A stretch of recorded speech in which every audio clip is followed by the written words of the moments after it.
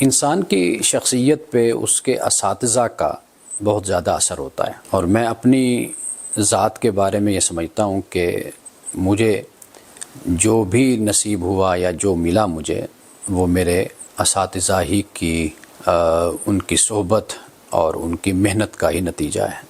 اور اساتذہ میں سے ایک میرے استاذ ڈاکٹر سرفراز نعیمی صاحب رحمۃ اللہ تعالیٰ علیہ ہیں۔ یعنی ایک خوبی، ایک بات جو میں نے ان سے سیکھی وہ یہ کہ ان میں برداشت بہت تھی، صبر بہت تھا۔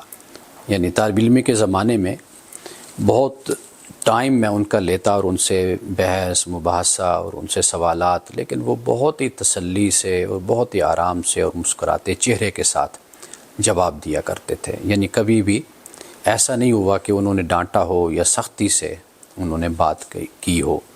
تو یہ بڑی خوبی ہوتی ہے۔ آج اگر اساتذہ کچھ اپنے طلباء کو دینا چاہتے ہیں اور ان کی تعمیر کرنا چاہتے ہیں ان کے کردار کی، تو سب سے بڑی خوبی جو استاذ کے اندر ہونی چاہیے وہ صبر اور برداشت ہے۔